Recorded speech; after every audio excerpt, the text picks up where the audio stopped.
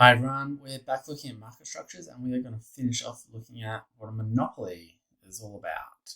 So, monopoly, one dominant firm. I think we knew that monopoly is the one market structure that people have generally heard of before doing economics. Some examples: SA Water. They have a monopoly over water distribution to houses and businesses in South Australia. They're the only firm that does it.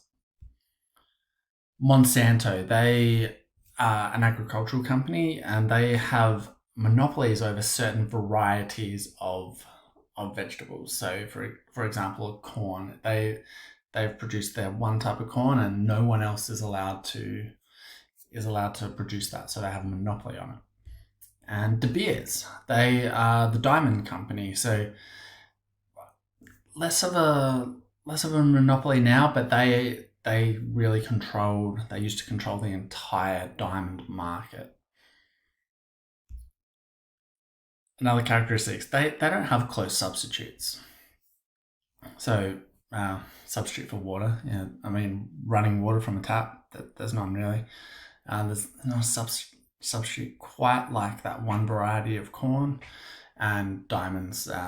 They've done a lot of marketing to make sure it looks like there are no close substitutes to a natural diamond.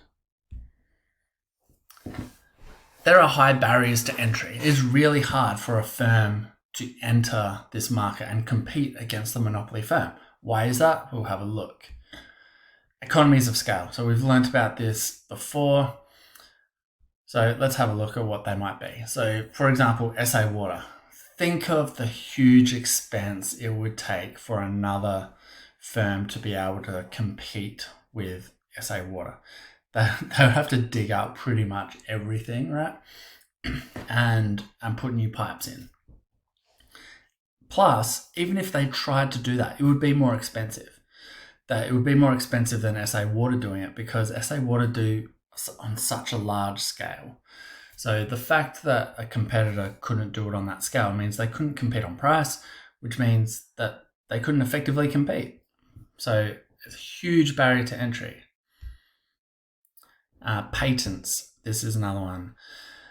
So this guy with the smug looking face, he bought a pharmaceutical company that made a drug for AIDS, for people with AIDS or people with HIV.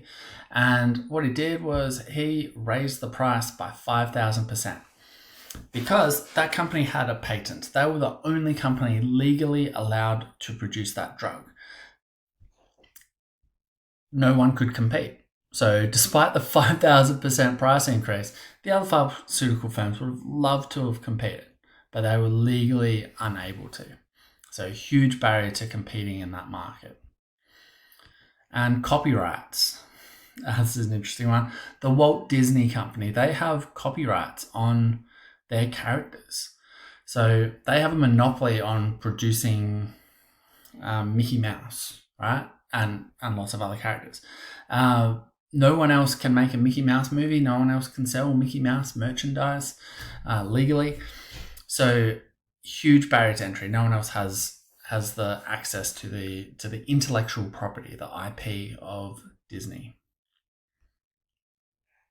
Okay, here's what the demand curve looks like. We have inelastic demand, largely because there's no close substitutes. But what we have to realize still is that they're still restricted by a demand curve. They can't just charge whatever price they want and make unlimited profits, right? They charge a higher price, people will buy less of it, right? So they can still only choose a price quantity combination that is on the demand curve. They control supply, so their supply curve can be anywhere here. But they are still restricted by that demand curve. So they do have control over price, yes, but only so much. They're what we would call price makers. They decide the price in such a way so that they can maximize their profits. So there, the price is decided by the firm. So that is in contrast to perfect competition where they were price takers. The market decided the price. The firm didn't really have any control. Here, the firm is the market. The firm has total control over price. Okay, so here is our summary of these. So I would make sure you have such a very useful table to have down in your notes. The ones in blue, they're the ones we would really use to define the market structure. So if you're asked to define monopoly, you would say it's one large or one dominant firm with a unique good with very high barriers to entry into the industry. There, you've defined what a monopoly is, right? But these, not to say that these are not very useful things to know.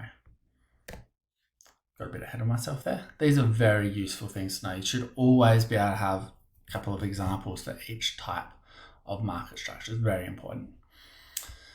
Okay, and lastly, have a quick look at what consumers and producers want out of these markets. And what you'll need to be able to do with this is to assess how well each market structure meets objectives for consumers and objectives for producers. So this table, I'll go through it really quickly. Consumers, they want price. They want a low price, right? They want the lowest price possible. They want choice. They want to be able to pick the exact thing that they want. They want high quality. Of course they do. They want efficient resource allocation. It's a lower order want, but they still want it. They don't want waste. They want information. They want to know everything about each product so they can make the best choice possible. And they want innovation. They want firms to make better versions of products, right? Think of how people, clamor for a slightly better camera on an iPhone and that sort of thing. Producers. Number one for producers is profit. And pretty much everything else goes back into profit. Specialization. Producers want that because they can lower their cost of production. If they get really specialized at making one thing, lower the cost of production, that allows for more profit. They want information. They want information on how firms are doing things. So they want to always know the absolute best way, cheapest way to make the best quality control. They want that information. Because that'll help them make more profits. Remember, it always comes back to profits. And innovation, they want to innovate because they make a better product, they get more profits, right? Remember, it always comes back to profits. Lastly, efficient resource allocation. Again, it's a lower level want for them, but they want to be producing what the people want because that will lead to more profit.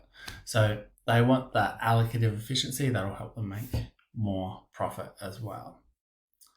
Okay, that's what we need to know for market structures at this point. So thank you. I'll see you in class.